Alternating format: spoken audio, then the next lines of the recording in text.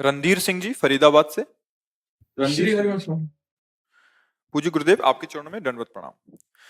भगवान, आपकी आज्ञा अनुसार पिछले करीब 1 वर्ष से नाम जप में प्रयासरत हूँ। घर में ठाकुर जी और श्री जी नाम सेवा विराजमान। महाराज जी, आपकी कृपा बल से जितना भी थोड़ा बहुत भजन साधन बनता है उसका परिणाम बताने की सामर्थ्य वाणी में नहीं है, परंतु पिछले कुछ समय से महाराज जी अंदर से बेवजह के कुतर्क उत्पन्न होते हैं और मन में अश्रद्धा का भय सताने लगता है और भाव पुनः जड़ता और संसार की तरफ मुड़ने लगता है। ऐसा बार बार हो रहा है महाराज जी, कृपया देखो, निवारण करें। कई बार हमने सरलता पूर्वक कहा है कि जैसे कबड्डी का खेल खेलते हैं ना, तो दो पक्ष होते हैं।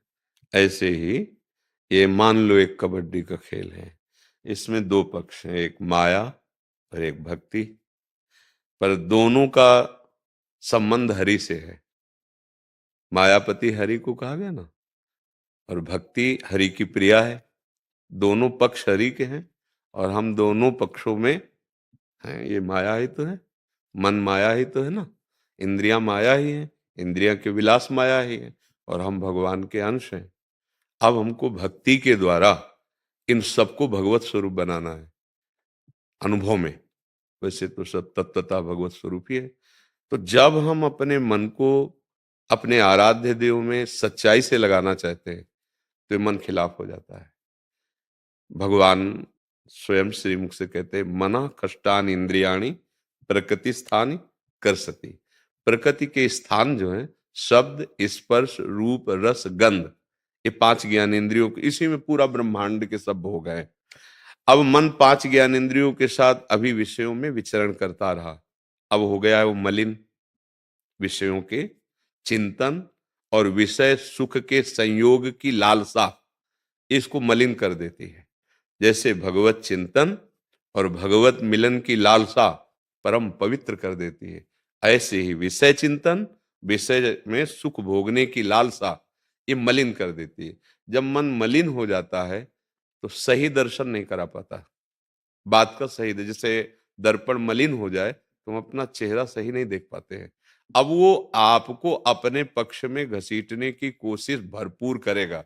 कबड्डी बोलने जाते हैं ना, जैसे तो हम जैसे बोलते हैं कबड्डी, तो उसमें सिखाया गया था स्कूल में कि सांस न टूटने पावे आपकी, और विपक्ष जब आपको पकड़े तो बलपूर्वक बोलते हुए अपनी लाइन पे आना है।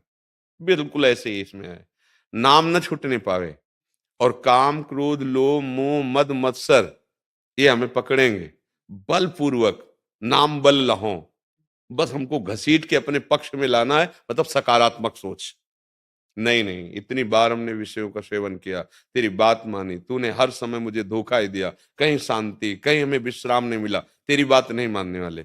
अब वो शुरू करेगा कनेक्शन काटना, क्योंकि जिस कनेक्शन से तुम्हें बल मिल रहा है, गुरुवाणी पर श्रद्धा, गुरु पर श्रद्धा, भगवान है भी कि नहीं है, ऐसा भ्रम पैदा कर देना। हाँ, तो उसकी बात को हमें समझना है कि वो हमारे कनेक्शन को काट रहा है। और वो तब काट पाएगा जब आप किसी वैष्णव की निंदा कर देंगे, या किसी संत अपराध, या किसी की भी निंदा करने लगेंगे।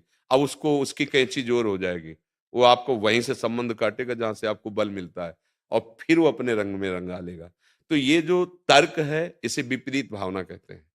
ये जो संशय है ये हमारी मलिनता का बोधक है। अभी मन हमारा मलिन, संशयात्मा विनश्यति, तो हमको चिंता नहीं करनी, हम शरणागत हैं। इसकी बात केवल देखते रहना है, ना विरोध करना है और ना सपोर्ट करना है। अगर विरोध करोगे तो वो रुक जाएगा क्योंकि उसकी सत्ता मान ली, और अगर सपोर्ट करोगे तब तो वो हावी हो ही जाएगा। जैसे कोई आदमी आपको रोज गाली दे जहां से निकलो, और आप अगर गाली सुन के गाली देना शुरू किए तो बंद नहीं होगा। आप उदासीन, ना सुख न दुख, निकलते जाओ, उसको लगेगा कोई फर्क ही नहीं पड़ता, अपने आप बंद कर देगा। एक बार एक संत भगवान गंगा स्नान करने जा रहे थे, महाराष्ट्र के गोदावरी जी हैं, तो स्नान करने हो जाते थे, तो ऊपर एक अन्य धर्मावलंबी रहता था, तो जो स्नान करके निकले तो थूक दिया एक नाथ जी के ऊपर। उन्होंने देखा भी नहीं, पर थूक ऐसे गिरा, फिर स्नान किया, फिर 100 बार उसने थूका, देखा भी नहीं।